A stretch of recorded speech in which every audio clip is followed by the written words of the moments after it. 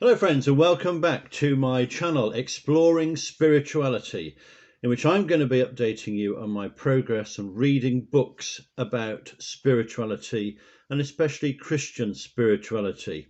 My main reason for reading these books is to find out more about the meaning of life. What is this all about? Do any of these books shed any light on what it means to be living today and what meaning our lives actually have? So I'm going to go through some of the books I've finished recently, others which I've started. I try to read a few pages of several different books each day, underlining and highlighting particular passages that might shed some light on this great mystery we are living within. So let's get on to the first of my books.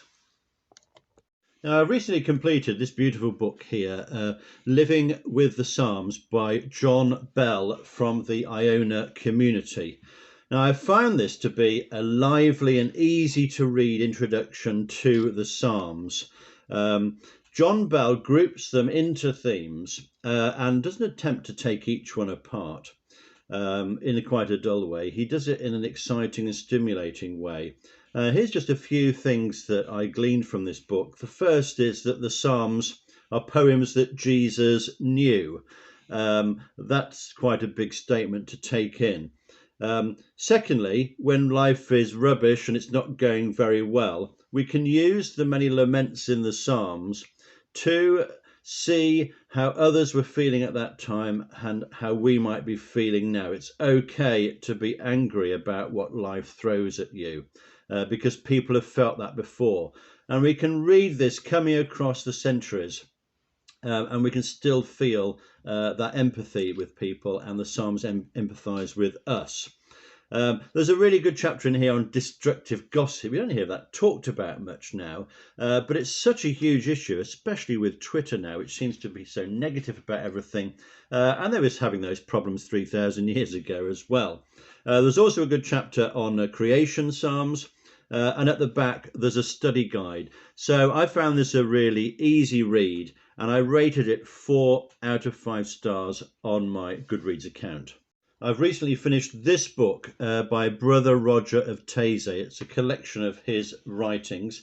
Lots of little episodic sayings and writings and paragraphs and journal entries in here, loosely grouped into themes. As I said before, Brother Roger from the Taizé community had such a generous spirit towards others. You can imagine him being a really kind and compassionate man with no sort of hidden agenda.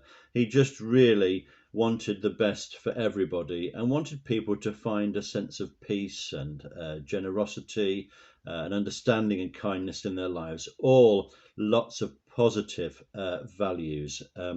So there's so much in this. I've noted down so many parts of this. Here's one: may God complete in you what God has begun. That takes a bit of thinking, doesn't it? May God complete in you what God has begun. And another one: knowing that we are listened to, understood and forgiven by God, then our hearts begin to find healing. And what does he talk about that are really important in the Gospels? Peace and joy are the gospel pearls. They come to fill chasms of anxiety.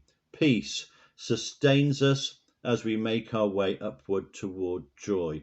All of these things are so positive, and I really urge you to give this a go if you can. Don't try and read it all in one, because there's so much in there. Just a couple of pages a day, and you'll find in there something that may help you deal with what life throws at us.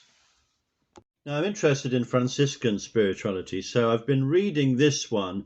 This is a book on St. Francis by Leonardo Boff. This comes very much from a liberation theology perspective, so a bit of a warning there if that is a strange perspective for you. So it's a political perspective that sees God as siding with the poor and tracing that idea through from the Old Testament to the New. There's some really interesting insights in this. You can see I've only read about a third of this, but one of Francis's most famous prayers is the Canticle of the Sun. in which he calls different parts of nature, different parts of creation, his brothers and sisters. What I didn't know about this was that it was written at a really desperate time in his life. He was unwell, things weren't going well in his community.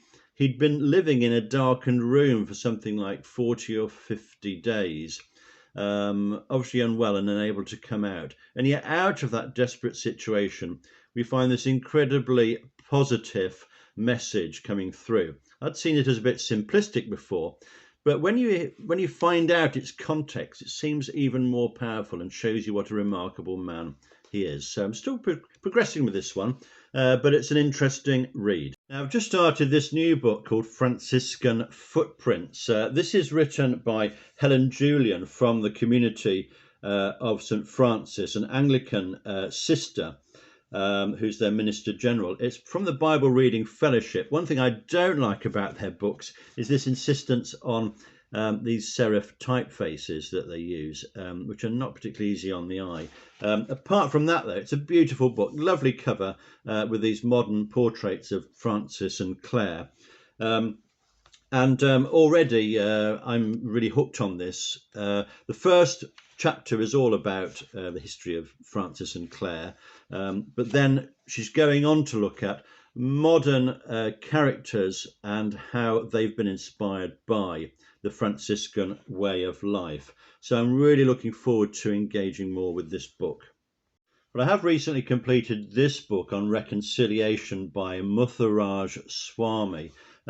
This is a book in which he looks at various stories from the Bible, Old Testament and New, and looks at how they can be applied to situations today where reconciliation is necessary, whether it's between different political groups or between countries or between individuals.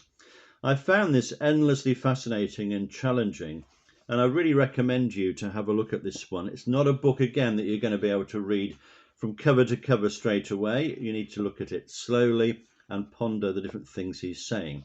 Perhaps a little repetitive in places, but nevertheless, it's a very well-intentioned book. And it says, for instance, the things like reconciliation is not possible until you've made peace with your neighbour. Now, nothing new about that message, but when you apply it to situations in the world today, you see the type of challenge there is. For instance, in South Africa, and for instance, on the issue of slavery as well. What does reparation actually mean? One of the things he challenged me to think about was the descendants of slaves today. And we think how their lives have been changed because of something that might have happened 200 years ago.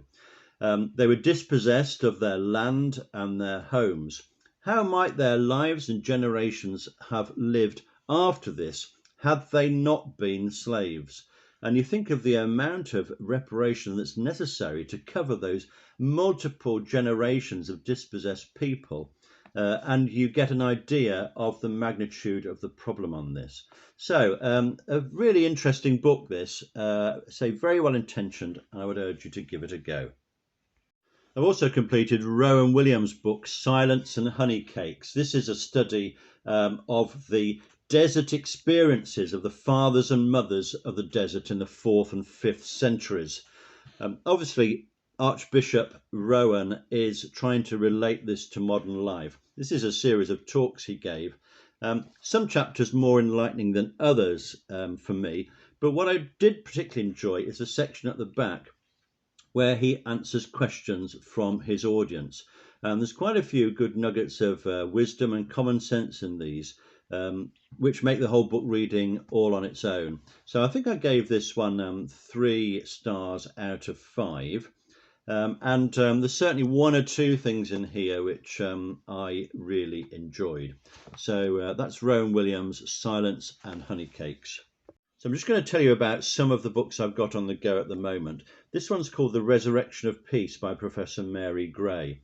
She is journeying from Galilee to Jerusalem and is addressing modern political problems in the light of stories from the Gospel. It's a few years old now, but I'm finding it engaging and very practical in the way she looks at the massive problems in that area. So I'm looking forward to making progress with that one.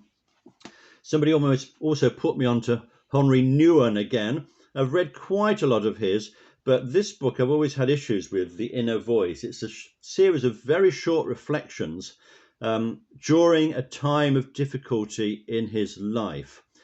He was writing them to himself. So you have to get into the right frame of mind to read these as if they are being addressed to somebody else, but seeing how they actually apply to you. It's more about God than Jesus, if we can make that separation. But I'm finding that in each one, there's at least a couple of things that make me want to pause and think. I know he was an impressive person, again, somebody with a very generous and compassionate spirit towards others. So I'm eager to read more of that. And also, I've gone back to Thomas Merton, the great Cistercian writer of the 20th century. Always worth reading, always something to inspire you, to make you think. These are his journals. This is volume 2, which I'm working through very slowly. It's a diary of his life as a monk. Which you might not think is very interesting, but I do.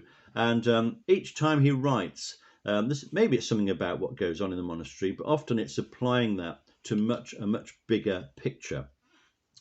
So I find his writing very inspiring. And here's really one thing I've read this week. God wants to hear all your prayers. Now, a very simple statement, that, only 7 words. But that made me really stop and think, God wants to hear all your prayers. Just reflect on that. What does that actually mean to us? And what does that say about our prayer lives, our spiritual lives, our attempts to sort of make sense of the world? So I'm really enjoying dipping into that. And again, it's an author I would recommend to you. So I'll try to keep it short. Thanks for listening to my ideas. If you've got any books you'd like to recommend to me, please do so. And I'll see you with part 4 of my spirituality book updates next time. Please subscribe if you'd like to know every time I post a new video. See you soon.